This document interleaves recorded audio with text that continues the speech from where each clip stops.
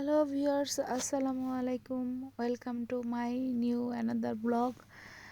আজকে হচ্ছে মুরগির গিলা রান্নার ব্লগ। এটাতে আমি হচ্ছে হাফ কেজি মুরগির গিলা কিনে নিয়ে আসছিলাম।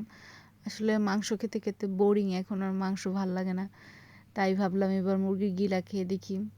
এই দেশে আসার পরে এই প্রথমবার আমি কিনে নিয়ে আসছি, তো ভাবলাম এই মুরগির গিলা হচ্ছে ভুনা করব। তাই এখানে আমি হচ্ছে গরম মশলা, পেঁয়াজ এগুলি ভেজে নিচ্ছিলাম। তারপরে মশলা দিয়ে দিলাম হলুদের গুঁড়া, মরিচের গুঁড়া, ধনিয়া গুঁড়া। আর হচ্ছে সরাসরি তেলের মধ্যে ফাঁকিগুলো দিয়ে দিলে হচ্ছে পানির সাথে না দিলে পুড়ে যায়, বা হচ্ছে পানি দিয়ে গোলানোর পরে তারপরে দিলে সেটাও অনেক ভালো হয়।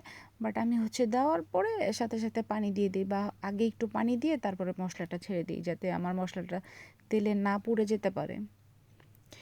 তো এই হচ্ছে এইভাবে আমি অনেকক্ষণ মশলা কষিয়ে নিলাম। আসলে মশলা যত কষানো হয় তরকারি তত খেতে মজা হয়। তো আমি অফ ক্যামেরায় অনেকক্ষণ কষাইছি মশলা। তারপরে হচ্ছে আমি এই গিলা দিলাম। আর এটা তো একটু একটু করে গরম পানি দিয়ে বারবার করে কষানো হয়েছে অফ ক্যামেরাতে। তো এখানে আমি আবার পানি দিচ্ছিলাম, পানি দিয়ে ঢেকে দিচ্ছিলাম, কারণ আসলে এইভাবেও যতবার কষানো হয় তত বেশি টেস্ট বের হয়। তাড়াতাড়ি করে রান্না করে ফেললে আসলে সেই রান্নাটা ভালো লাগে না। আপনারা দেখতে পাচ্ছেন আমি কয়েকবার পানি দিয়েছি আসলে। তারপরে যখন দেখেছি প্রায় হয়ে আসছে, তার মধ্যে আলু দিয়ে দিয়েছিলাম। তারপরে এই আমার হাতে বানানো শাক দিয়ে দিয়েছি। নামানোর কিছুক্ষণ আগে হচ্ছে জিরা ফাঁকি দিয়ে দিয়েছিলাম। তো তারপরে এই তো আমার হয়ে গেল আলু দিয়ে মুরগির গিলা ভুনা।